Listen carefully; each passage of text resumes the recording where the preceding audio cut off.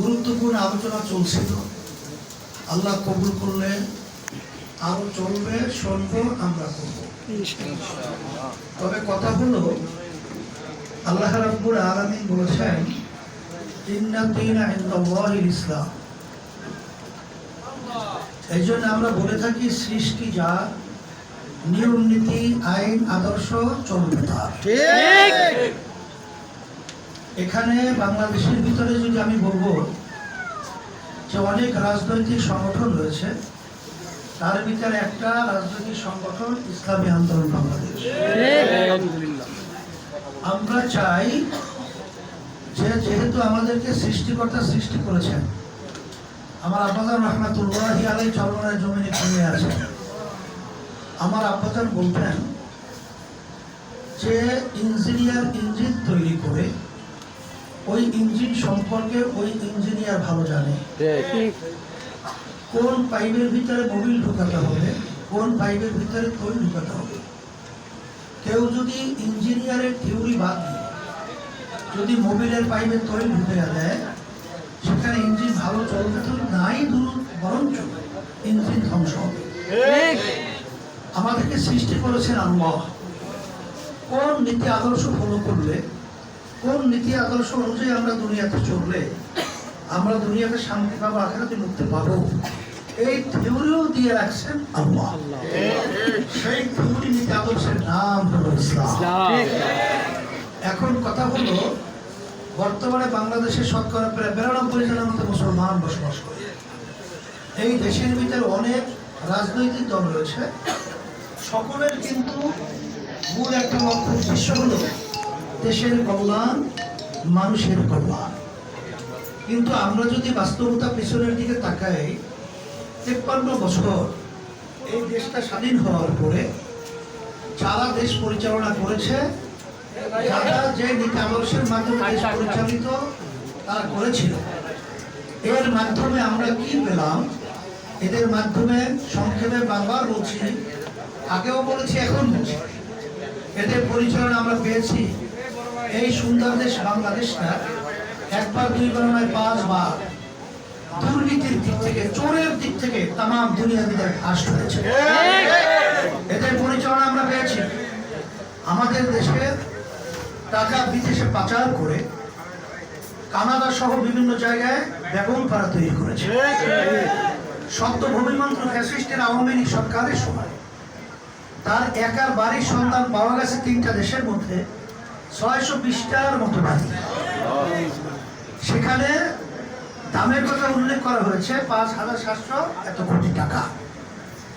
এখানে তাদের পরিচালনা আমরা পেয়েছি। রাস্তায় নামলে গুম হতো, ঘরে থাকলে খুন হতো, হাজার হাজার মায়ের কোল সন্তান হারা হলো। শুধু তাই না, আইয়ামে জাহিলিয়াতে সেই বর্বর অসভ্যের যুগে যে যা, তাও কিন্তু আমরা এদের পরিচালনায় পেয়েছি আয়না ঘর। এদের পরিচালনায় আমরা পেয়েছি পিলখানায় যে হত্যাযজ্ঞ হয়েছে।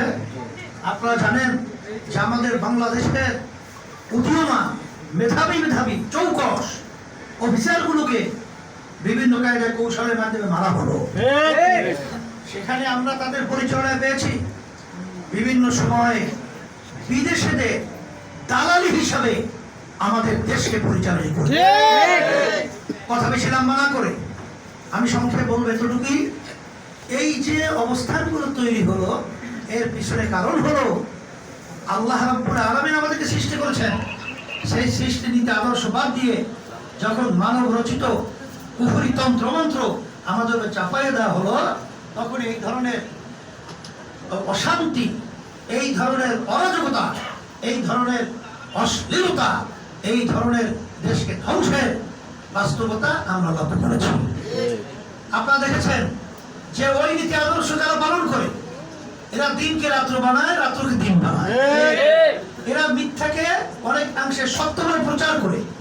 বারবার আপনারা দেখেছেন যে ইসলামী আন্দোলনের ব্যাপারে বর্তমানে তারা কিন্তু মিথ্যা বিভিন্ন অপপ্রচার চালায় যে আমরা নাকি 15 বছর আওয়ামী লীগকে হাত পাখা দিয়ে বাতাস করেছি। এই দিনটাকে যেরকম রাত্রি বানায়, যদি জিজ্ঞেস করা হয় এই কথা আমাদের কেন বলা হয়, আমরা তাদের সহযোগিতা কিভাবে করলাম? পরে আপনারা 14 সালে জাতীয় নির্বাচনে গেছেন না, তারা ভালো করেই তো জানে যে 14 সালে জাতীয় নির্বাচনে আমরা যাই নাই। তারপর তাদের ধারাবাহিক সব নেতা এক ধারসে এই মিথ্যে কথাগুলো বলছে। তাহলে কেন বলে? দেখেন দিনকে রাত্র বানায়, আর এদের মাধ্যমে যদি দেশ পরিচালিত হয় তখন আপনি আর আমি ভালো কি পাবো? ওদের থেকে তিতাই পাওয়া যাবে, মিঠা কোনো। আমরা বারবার বলেছি 14 সালে তো আমরা নির্বাচনে যাই নাই, জাতীয় নির্বাচনে তো আমরা যাই নাই। আপনারা কিভাবে বলে? তারপরও জোর করে এই মিথ্যাটাকে আমাদের উপর চাপাই দেওয়ার অর্থ যে ওদের আচরণগুলো, ওদের নীতি আদর্শগুলো, ওদের চরিত্রটাই হলো মিথ্যা। আপনারা দেখেছেন যে ওরা বিভিন্ন সময় বিভিন্ন কথা বলে, কিন্তু বাস্তবে ওই টুনটুনা টুন শব্দ পড়েছি আমরা বইয়ের মধ্যে, যে ওই পাখির কিস্সা ছোটবেলায় পড়ছেন না? ওরা ক্ষমতায় যাওয়ার জন্য বিভিন্ন সময় কৌশল অবলম্বন করে আমাদেরকে সিঁড়ি হিসেবে ব্যবহার করেছে 53 বছরে। আবার এখনো আবার 5ই আগস্টের পরে যে পরিবেশ তৈরি হয়েছে, আবার ওরা ক্ষমতায় যাওয়ার জন্য বিভিন্ন মিথ্যা রচনার মাধ্যমে, বিভিন্ন মিথ্যা রচনার মাধ্যমে এবং বিভিন্ন ধরনের ষড়যন্ত্রের মাধ্যমে ওরা কিন্তু এই আচরণগুলো আবার শুরু করেছে। আমাদের সতর্ক থাকতে হবে। সাথে সাথে আমি তাদেরকে বলেছি বিভিন্ন সময় সাংবাদিকরা যখন প্রশ্ন করে যে মহিলাদের ব্যাপারে আপনাদের তেমন কোনো উদ্বেগ বা তারা আপনাদের স্বাধীনতা বলতে কি দিবেন, তখন আমরা বলেছি যে আমরা আপনাদের সাথে কথা বেশি ওইভাবে যুক্তি দরকার নাই। তবে আমি যখন চেয়ারম্যান ছিলাম চরমোনা ইউনিয়নে ভোটের বাক্স পাঠিয়েছি, তখন দেখছি যে স্বামী এবং স্ত্রীর ভিতরে বাজাবাজির মাধ্যমে স্ত্রী বলতে আমি ইসলামের পক্ষে ভোট দেব, আর স্বামী বলতে ইসলামের পক্ষে ভোট দিতে পারবে না। এক পর্যায়ে ঝগড়া করে স্বামী এমন খবিস, এত বড় দুষ্ট, ও ছুরি দিয়ে কূপ দিয়ে সেই মহিলার আঙ্গুল পর্যন্ত কেটে দিচ্ছে। তারপরে সেই মেয়েকে এই ইসলামের পক্ষে বাক্সে ভোট দেওয়া থেকে ফিরাতে পারে না। আমরা দেখেছি বাংলাদেশের মধ্যে আসলে বাস্তবতা, যখন আমরা বাক্স পাঠাই নির্বাচনে, তখন কিন্তু বেশিরভাগ ভোট আমার মা বোনের ইসলামের পক্ষে। তাইলে তারা তাদের স্বাধীনতা বুঝলো না, তোমরা তো দরদি হলা। তোমরা দরদি না, ওদেরকে আসলে মেয়েদের সম্মান নষ্ট করছে মূলত ওরা।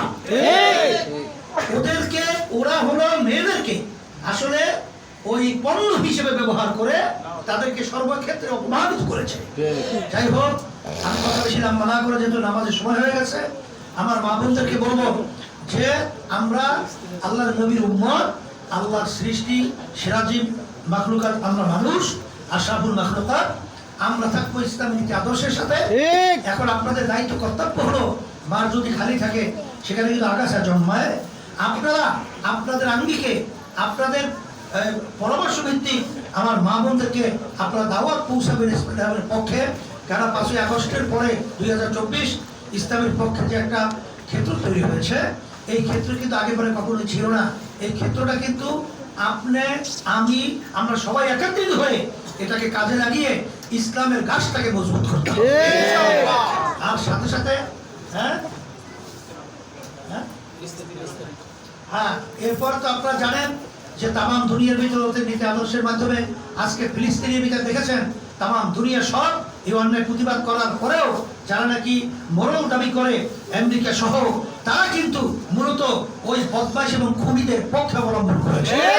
এর জন্য ফিলিস্তিনের যে অন্যায় এবং তাদের মানুষ না খেয়ে মরতেছে, পানি খেতে পারছে না, এই অবস্থায় যখন নাকি উদ্বেগ নিয়ে অনেক আমার ভাইয়েরা এবং তাদের সহযোগিতা, সেখানে কিন্তু অনেক মহিলাদের বড় আকারে সহযোগিতা জাহাজ নিয়ে যখন নাকি খাদ্য নিয়ে, পানি নিয়ে রওনা করেছিল, তখন এই জালেম এত বড় অমানুষ তখন আমার ভাইদের, মা বোনদের বুক থেকে খাবার কেড়ে নেওয়ার জন্য তাদের জাহাজকে আটকে দেওয়া হলো। এরা আমরা তীব্র নিন্দা জানাচ্ছি। আমরা সবাই উদ্যোগ নেব এবং ফুঁসে উঠবো এবং আওয়াজ তুলব এই অন্যায়ের প্রতিবাদে এবং ন্যায়ের পক্ষে, মাজলুমদের পক্ষে, জালেমদের বিরুদ্ধে। রব্বুল আলামিন আজকে সম্মেলন কবুল করুন। সবার জন্য দোয়া করি। আমিও দোয়া